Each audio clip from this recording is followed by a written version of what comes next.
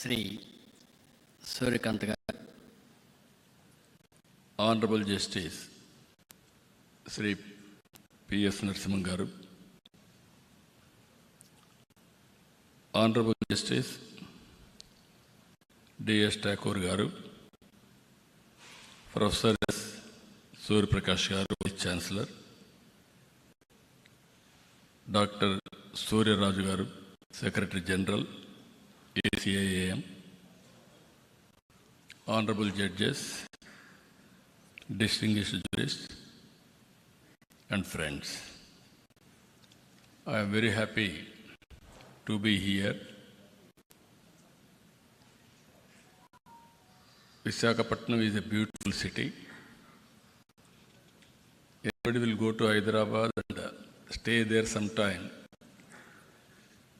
They want to settle there. Now Visakhapatnam, anybody will come, they will settle permanently in Visakhapatnam. That is the beauty of Visakhapatnam. Either hospitality or beaches or natural beauty, everything wonderful place. Apart from that place, from all these things, it is a very, very positive people.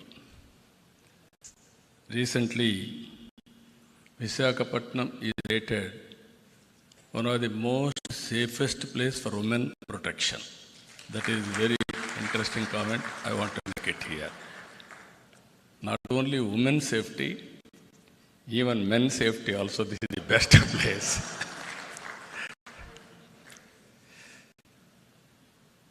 I am very happy to be here because the judiciary is a key pillar of our constitution, protecting democracy and the rule of law. India's judicial system is known for its credibility, transparency, and strong commitment to justice.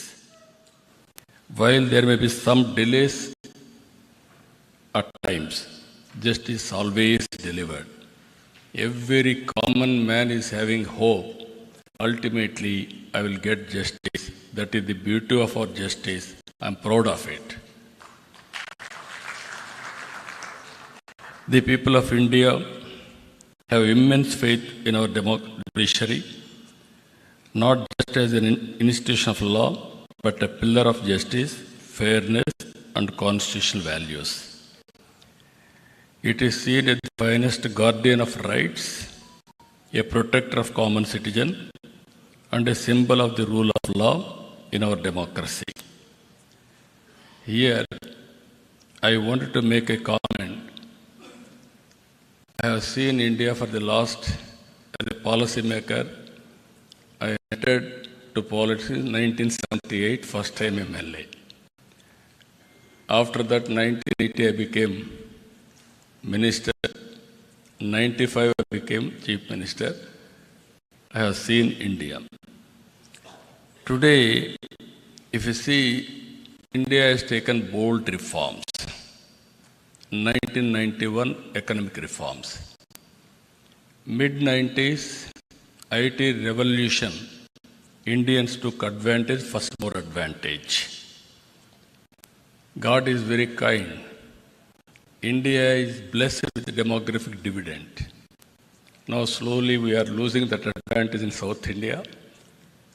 Now North India still there is an advantage.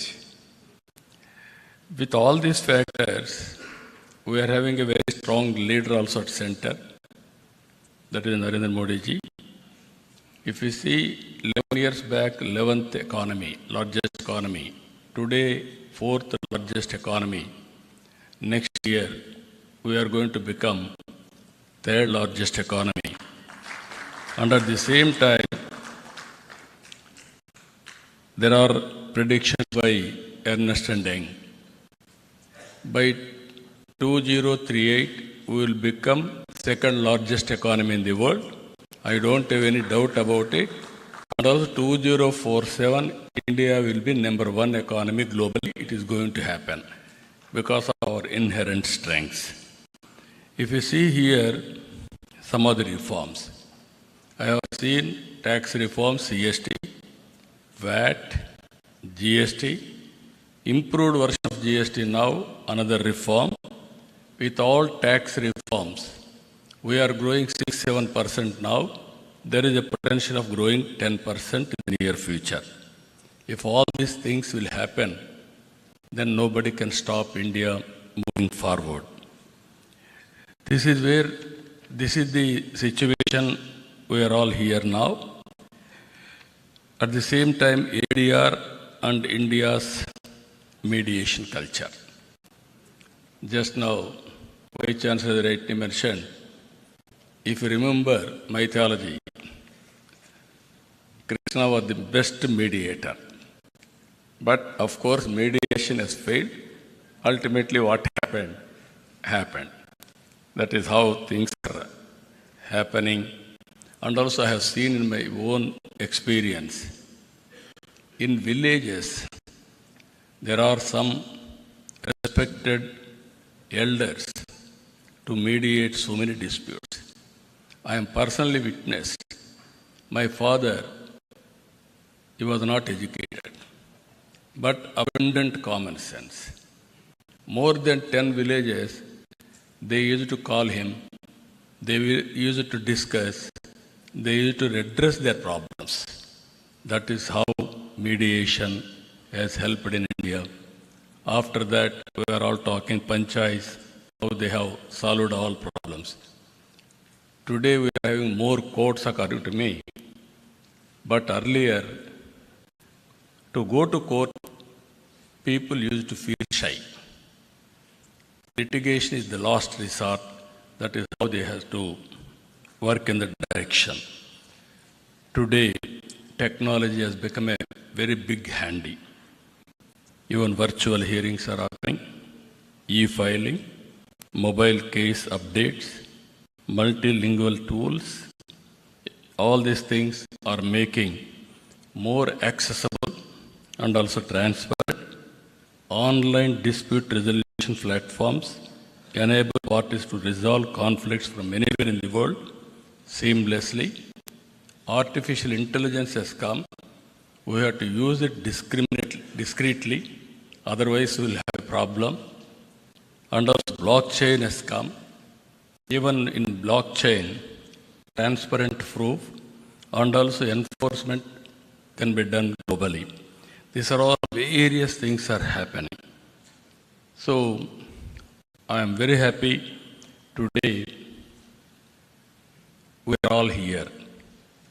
What we are doing, how to take forward with innovative ways.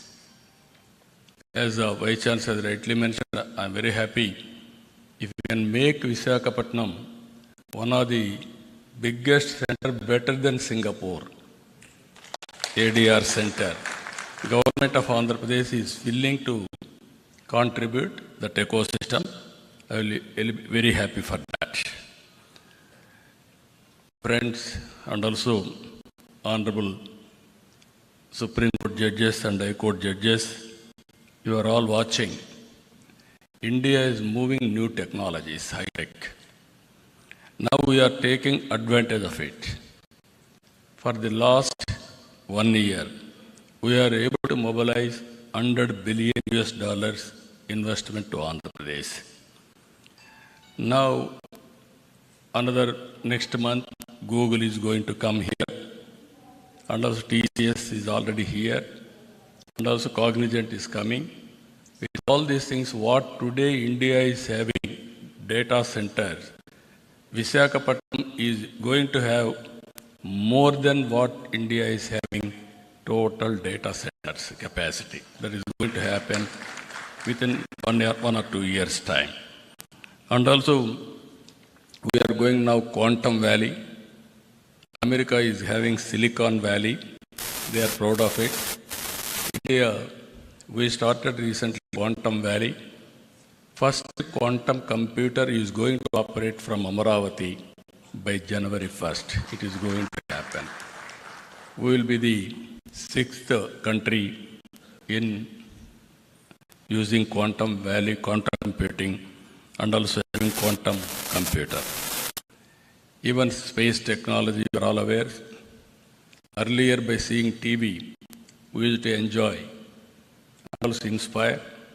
Now we are starting Space City. America is having SpaceX. We are having Space City now. We are going to launch very soon private satellites from Space City near Tirupati. Now, wars we are doing. Earlier we need more manpower. Now drones are enough.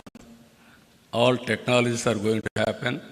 We are starting drone city in Kurnool now for civilian applications and also defense applications. Electronic city, aerospace, these are all some of the areas we are going. Now what I wanted to emphasize here, we have to think alternative mechanisms also.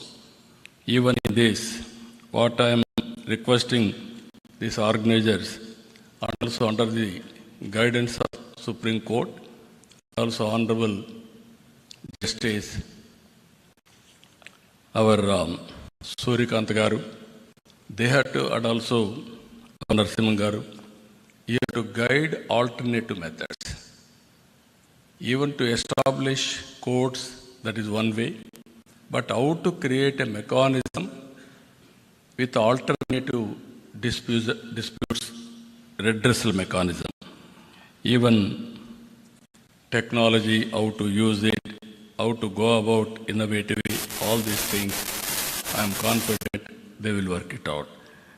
Ultimately, this is the time. I can say we are all very inspiring time we are living. One example I will tell you, in my government, no citizen can come to office. Around 700 services we are delivering through WhatsApp governance from his home. All data, historical data is available. We are capturing all the data with Government of India, Government of Andhra Pradesh, and also AI tools are available. Quantum computing is available. Real-time data we can collect through satellite, drone, CCTV camera, IoT, wearables, all these things if you can collect, even through artificial intelligence, if you can apply, we can guide them real time. If with all these things are, that is where I am saying now, earlier we used to work very hard. Future is only how to work smart. I am very happy. Indians are going to service the global community. As of now, people are going there. In future, from anywhere in India, they are going to deliver services. If necessary, they can go and work physically. That is going to happen. In this regard, how to reduce disputes, how to make more support for economic growth. That is where we are going to see. One thing I want to make it very clear here. India is going to become globally number one country. Indians are going to become number one globally. We have to plan now 145 crore population. With this population, what type of society we need? Not only building rich, but we have to make how to bridge the gap between haves and have-nots. It is our responsibility to provide better living standards for every citizen. It is possible if we can plan properly by politicians and also guide by judiciary properly. India will be the best place to live and also best country to lead the global community. With this, I am very happy what our friends are doing here. Ultimately, I am seeking always guidance from Supreme Court, judges, and also our Andhra Pradesh High Court for doing better things. With this, thank you, Anand.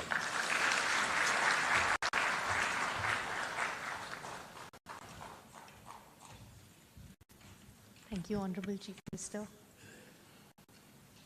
I now call upon Honorable Justice P.S. Narasimha, Judge of the Supreme Court.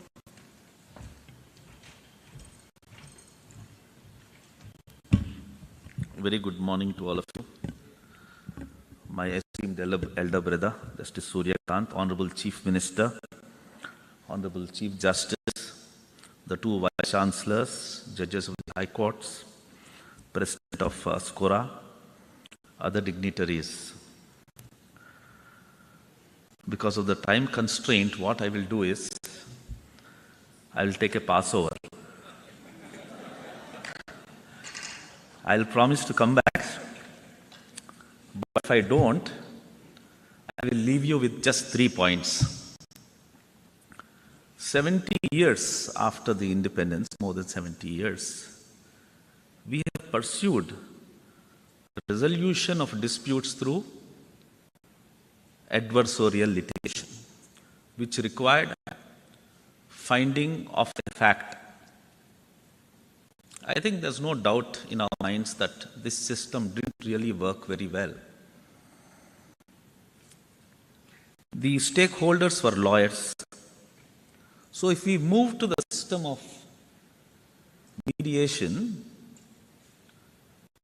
the persons who will be doing the mediation substantially are also lawyers. So what position will you take as lawyers, having moved from adversarial litigation to that of a mediator? From logic, you will shift to trust.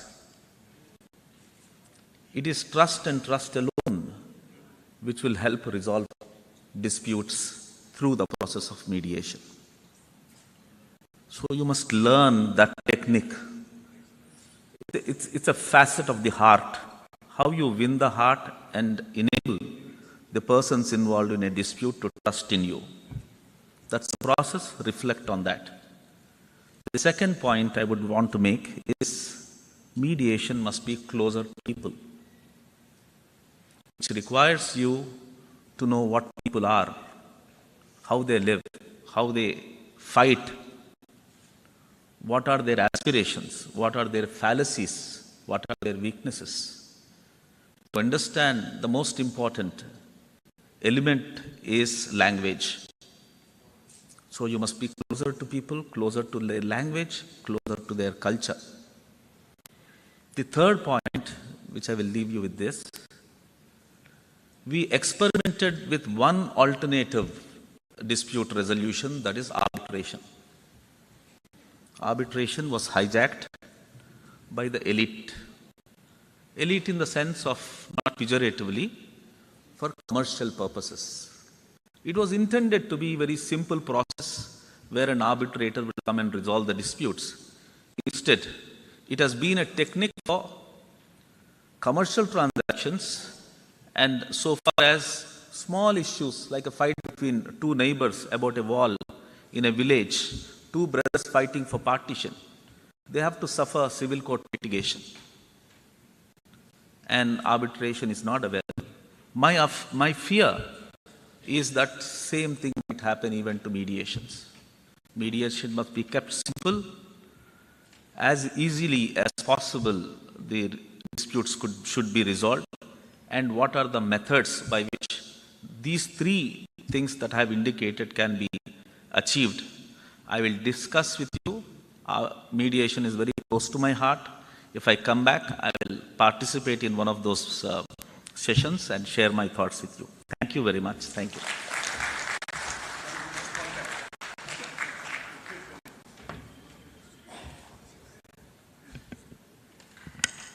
Thank you, Honorable Justice Narasimha. I now call upon Honorable Justice Surya Kant, Judge of the Supreme Court of India.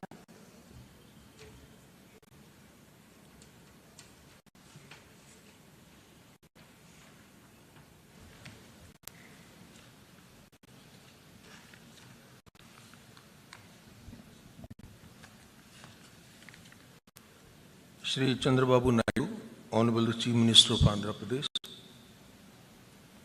my brother and esteemed colleague, Honorable Mr. Justice P.S. Narasimha, Judge Supreme Court of India, Justice D.S. Thakur, Honorable the Chief Justice, Andhra Pradesh High Court, Honorable Judges of various High Courts who are present here. We have among us Justice Nawaz from the Supreme Court of Sri Lanka. He is welcome here in this conference. Professor Dr. S. Surya Prakash, Vice Chancellor, NLIU Bhopal. Mr. Santan Krishnan, Life President of the Commonwealth Lawyers Association, and other office bearers of the CLA. Professor Surya Raju, Secretary General, ACIAM. Madam Chitra from the Trilegal. Senior advocates from the Supreme Court, other members of the Supreme Court Bar and the Bar Association of Visakhapatnam and different parts of Andhra Pradesh, who are also graciously present here. Mr. Nayyar, Mr. Jain, and other officers of the SCOA, members of the mediator community, and some of the very eminent mediators are present here. I know most of them by name, but because of the time constraint, I am not addressing them by name. We have among us Mr. Bharat, the local member of parliament. Other distinguished guests, we have Dr. Renu Raj from the United Kingdom. She is also with us. Distinguished guests, participants, and my dear friends from media. Stepping into this auditorium, one can sense the collective ambition, a gathering fueled not merely by words, but by a genuine resolve to reimagine the landscape of dispute resolution. Coming together, ACIAM, Trilegal and NLU Bhopal marks not a simple event, but a potential turning point where justice is no longer perceived as remote or intimidating, but as an accessible reality shaped by our own shared commitment. Justice in 21st century, let's commit ourselves, is not an aspiration, it is our responsibility. With this in mind, the theme of our conference resonates with great urgency and relevance. Today, justice must extend far beyond the confines of courtrooms, permeating our communities, businesses, and families. It is about reaching people where they are, making the principles of fairness and compassion tangible and attainable for all. This forum challenges each of us to push past routine, embrace innovation, and build solutions that are emphatic and truly effective for our times. Our Constitution does not view justice only in the narrow sense of adjudicating disputes. It speaks of social, economic, and political justice as a guiding factor. While courts play an indispensable role in enforcing rights, true justice must go beyond judgments and decrees. It must reach people where they are, in a language they understand, and in a manner they trust. Mediation provides precisely this bridge. It ensures that the parties remain at the center of the process, that their voices are heard, and their dignity is respected. In this sense, mediation is not merely a legal mechanism, it is a constitutional value in action. As society and the economy evolve, so do the disputes. Today, we see conflicts in areas as diverse as intellectual property, cross-border trade, digital currency, cybercrime, family relations, international awards and their enforcement, environmental issues and concerns. If every such dispute is funneled into our already overburdened courts, the result will be delay, disillusionment, and a deepening sense of injustice. Mediation, therefore, offers us a different path, a path of creativity and consensus. It is flexible, faster, and allows customized solutions that courts, bound by strict procedures, may not always provide. For mediation to gain universal acceptance and become an integral part of our justice delivery system, the foundation must rest on a single non-negotiable element, and that element is trust. In the context of mediation, it flows from three critical sources. First, the integrity of the mediator. The entire process of mediation is built upon the confidence that parties repose in the mediator. Honorable Chief Minister pointed out how the old persons in the villages were being trusted and all the disputes were really left them to be resolved. It was only on account of the immense trust that the people had in them. They must believe that the mediator is impartial, independent, and competent.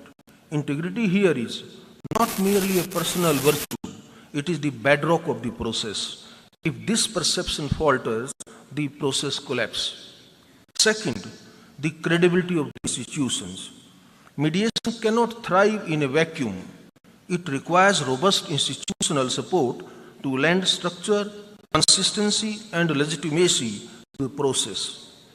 Institutions like the one ACIAM serve as a custodians of quality and trust. In a world where disputes often carry significant economic and social stakes, institutional credibility reassures parties that mediation is not an informal compromise, but a structured, reliable, and enforceable method of dispute resolution mechanism. The third point, the support to be extended by the law.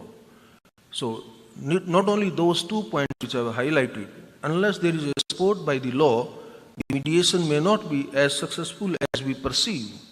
For mediation to transition from an alternative to a mechanism as a mainstream method of dispute resolution, I believe it needs the backing of the law. And fortunately for us, we have the Mediation Act of 2023, marking a watershed moment by providing a clear statutory framework for both domestic and cross-border mediation, prescribing ethical obligations and giving enforceability to mediated settlement agreements. However, we should be clear that legislation by itself cannot transform culture.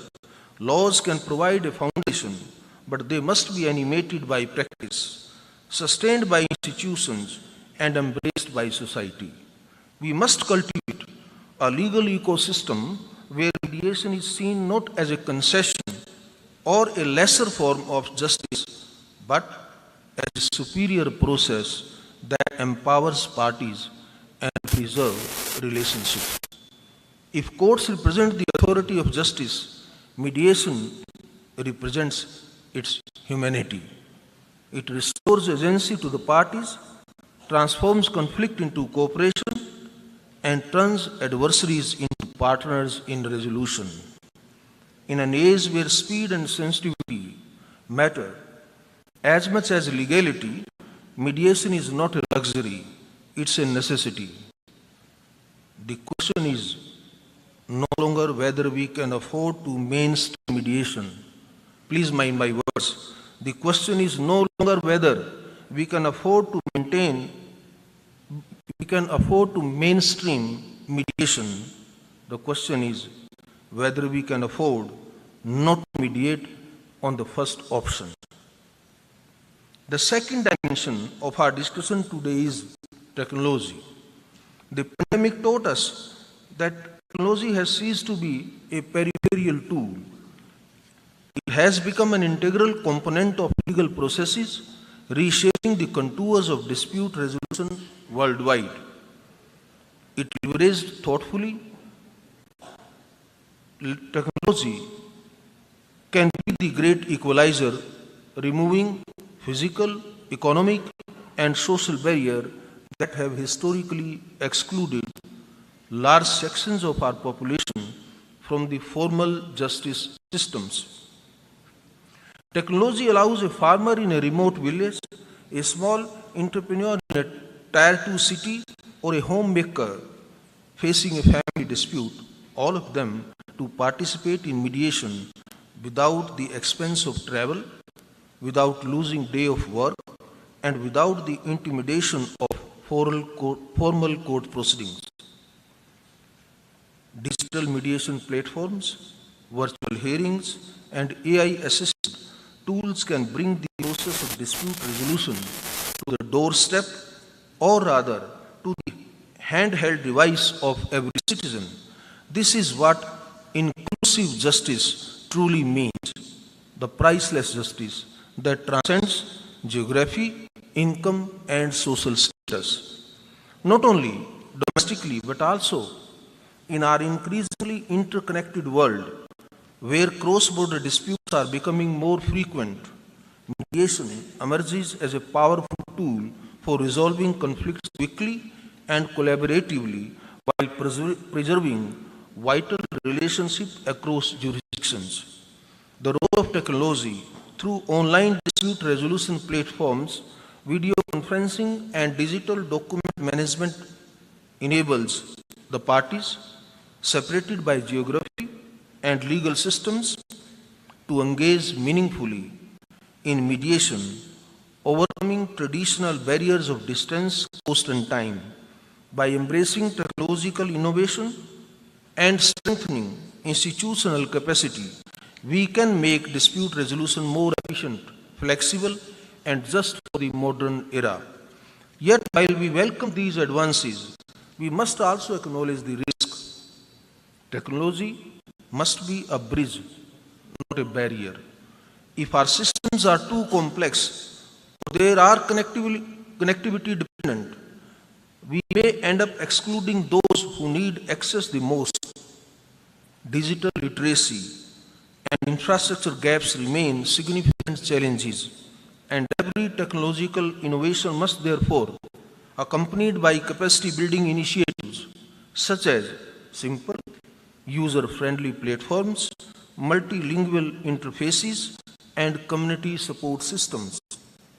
Another aspect that deserves attention is data security and confidentiality. It cannot be emphasized enough that mediation thrives on candor and trust.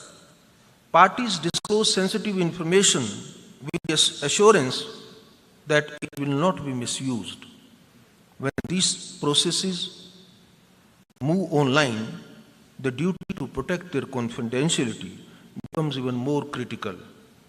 Institutions and service providers must invest in robust cybersecurity frameworks, encryption protocols, and ethical guidelines to ensure that trust is never compromised in the digital space. Further, technology is not merely about digitizing the existing processes. It opens the door to new possibilities. AI-driven tools can assist mediators by generating objective summaries, analyzing patterns in disputes, or even suggesting possible settlement ranges based on prior data. And all these things, all without replacing the human element of empathy and discretion that lies at the heart of mediation. Similarly, online dispute resolution platforms can integrate language translation, voice-to-text features, and real-time documentation, making the process seamless and inclusive for parties across linguistic and cultural divides. Finally, let us remember that the ultimate object of technology in justice delivery is not efficiency alone, it is empowerment. It is to ensure that no person, regardless of where they live or what resources they possess, feels alienated from the promise of justice. Technology, if used ethically and inclusively can transform this aspiration into a lived reality. Let us ensure that every innovation moves us closer to that vision where justice is neither delayed nor denied and never distant. To the lawyers and students present here, let me say that with this emphasis, embrace mediation not as a challenge to your profession, but as an expansion of it. The lawyer of tomorrow will not only be an advocate in court, but also a facilitator of dialogue, a builder of consensus, and a protector of relationships. Mediation is not about diminishing advocacy. It is about redefining it for a new era of problem solving. The young mediators who train today will shape the justice system of tomorrow. This is not merely an opportunity, it is a responsibility, and I firmly hope and believe of you will take up it with sincerity and passion. Institutions like ACIAM, in partnership with academic centers and other stakeholders, will play a defining role in this transformation.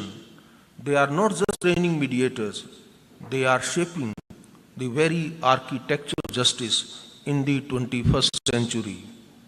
As I conclude, let me leave you with this thought. And my thought is, justice is not a fortress to be defended. It is a bridge to be built.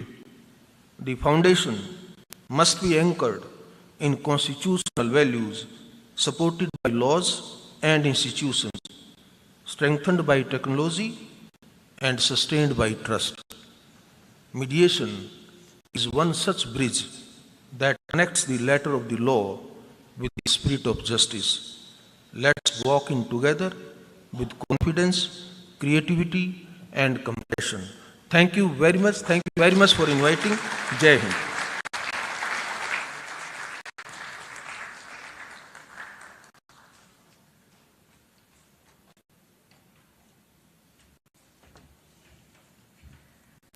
Thank you so much, honorable dignitaries. I think we've been enlightened how access to justice can be better through mediation and usage of tools such as learning the requirement of empathizing with not just the clients, with mediators, with lawyers, using AI but not abusing AI. Vishakhapatnam through ACIM will truly be the next mediation hub, not just in India and definitely the world over.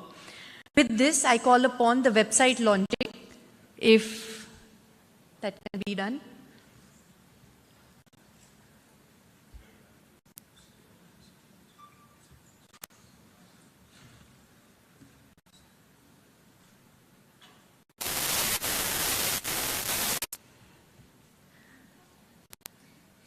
We'll proceed with this felicitation for the ceremony. I would like to call upon Advocate Abha Sharma to facilitate Honorable Justice Suryakant.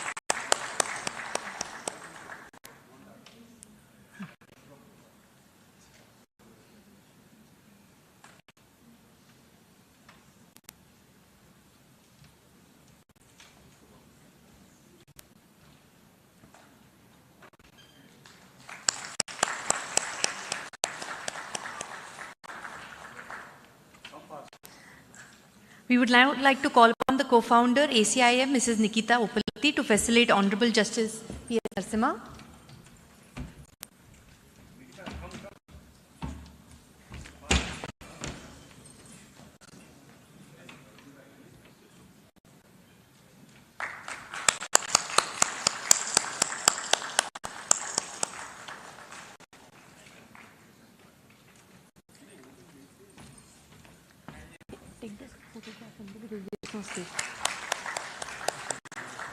I would like to call upon Professor Dr. Surya Prakash to facilitate Honorable Shri Chandrababu Naidu.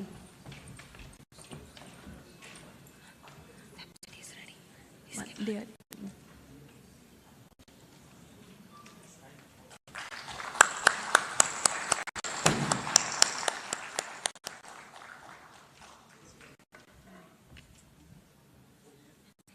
No, one second. Concentrate. I would request Mr. Vinay Ahuja of Mohan Law House to facilitate Honorable Mr. Justice Dheeraj Singh Thakur.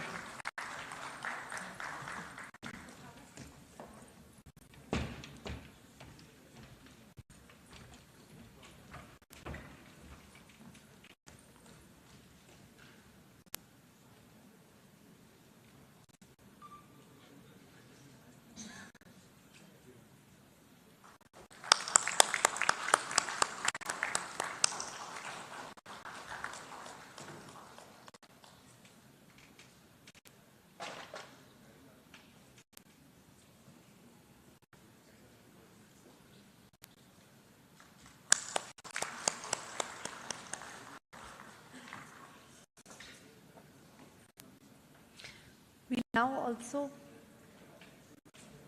proceed with the launch of the website of ACIAM.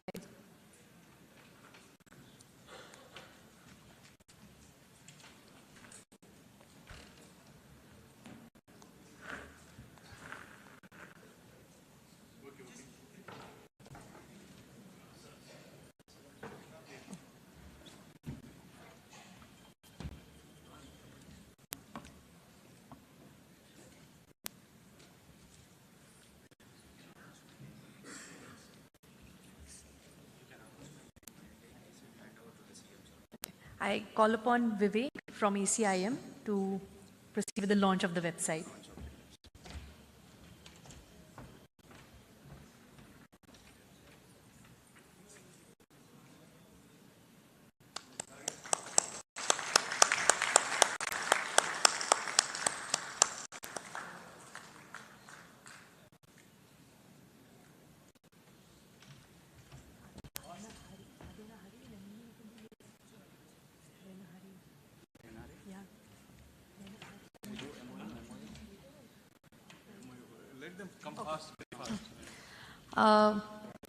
For the MOU, we will call upon Professor Surya Prakash for NLIU Bhopal.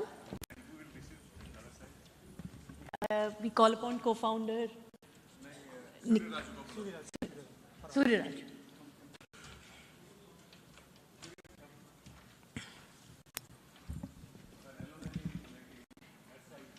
In the meanwhile, can I call upon Nivaran, Ms. Nandini Gore?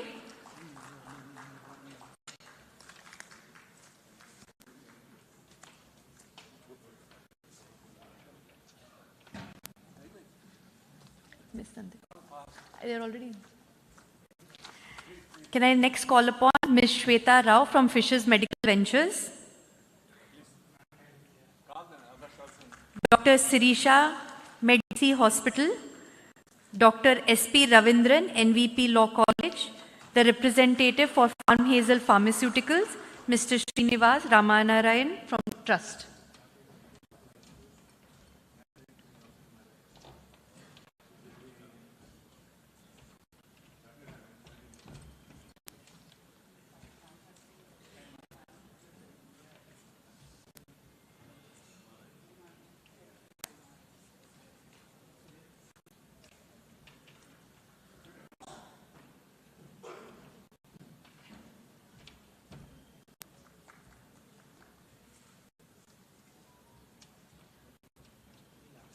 Last.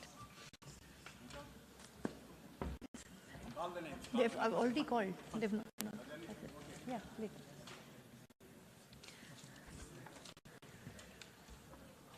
Honorable dignitaries.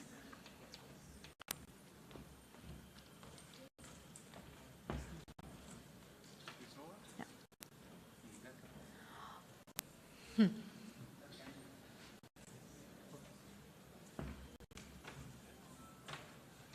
Ask all people. to raise information and touch it. Honorable dignitaries, thank you for your time. We'll end with the national anthem.